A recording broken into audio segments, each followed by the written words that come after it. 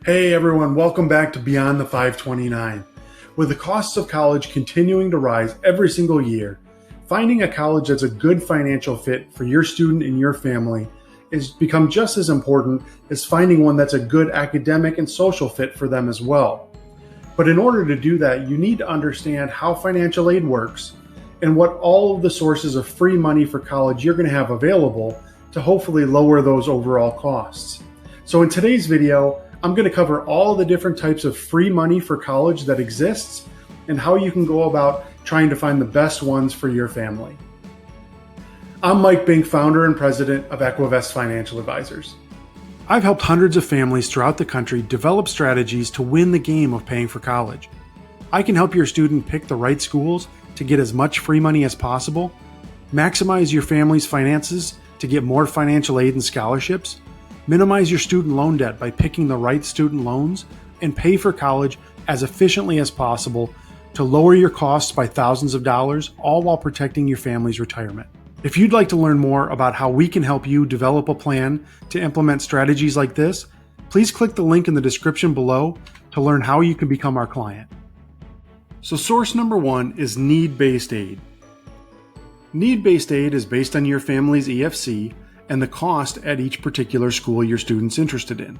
Even though the FAFSA application drives your EFC at most schools, a lot of the best schools out there actually use different financial aid applications that they've come up with to look at different aspects of your finances. So it's critical you understand, based on the schools your student is interested in, what financial aid applications those schools are going to use and how that's going to impact your family's EFC. From there, the best way to get more need-based aid is to lower your family's EFC. By implementing strategies within the context of your family's finances. This is one of the primary ways we help families plan for college and lower their overall costs.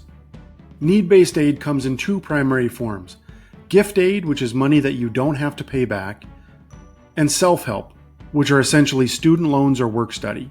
Self-help is obviously not free money, like gift aid would be, because it's money that your family is going to have to pay back, or it's effort your student is going to have to put in to offset some of their costs. But more often than not, schools are going to list self-help as quote-unquote free money on the financial aid letters that they send you, the same way that they do gift aid, so you have to pay very close attention.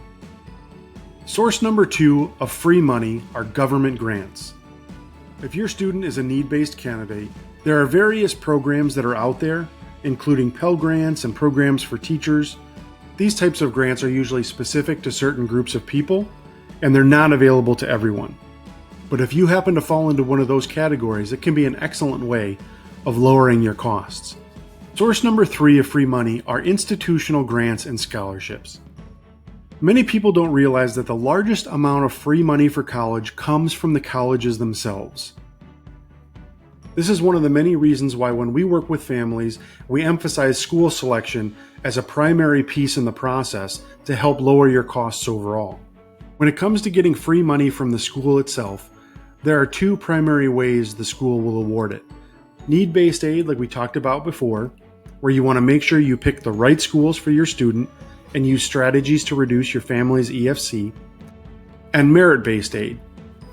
Again, for merit-based aid, school selection is going to be critical, that you understand how your schools are approaching financial aid and whether or not they allocate free money on a competitive or automatic basis. The last source of free money for college are private grants and scholarships.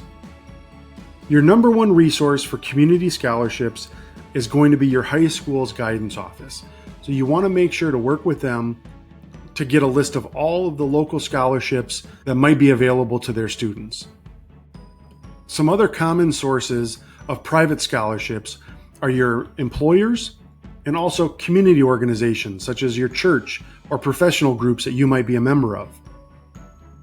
Finding private scholarships that your student is going to be a good candidate for can take a lot of work and effort, but it's worth it. We recommend that you approach it with your students as if it's a part-time job, where if they set aside a certain amount each week, over time the hours that they put in searching for and applying for scholarships can have a significant impact in lowering your family's overall costs of college. It's also important to know that for a lot of private scholarships, you don't have to wait till senior year for your student to apply. Keep your expectations for private scholarships realistic and understand that, again, over 80% of the scholarships awarded are going to come from the schools themselves. So that's where you're going to get the most bang for your buck, is focusing on making sure that your student is positioned in the right way, both financially and academically, at the schools that they're applying to. One final note about private scholarships is that if your student is a need-based candidate and they're in line to receive need-based aid from the schools that they've applied to, sometimes private scholarships can have an impact or offset that need-based aid. This is called scholarship displacement, and it depends on how this particular school approaches their financial aid. So if your student is lucky enough to get private scholarships and they're a need-based candidate, it's critical that you coordinate with the school's financial aid office to make sure that they're reducing the right amount of need-based aid for your student. If you've had success or difficulty obtaining sources of free money for college, like I talked about in today's video, please make sure to tell me about it in the comments section below. Also, if you want more information on how to calculate your family's EFC and how that's going to determine the amount of need that your student has at their schools, please make sure to check out my other video, Understanding Your EFC. If you found what I covered today to be valuable, would love it for you to like this video, share with your family and friends, and subscribe to my channel for additional tips and videos to help you win the game of paying for college. If you'd like to learn more about how we can help you develop a plan to get your student as much free money for college as possible, please make sure to click the link in the description below to learn more about how you can become our client. Thank you and good luck going beyond the 529.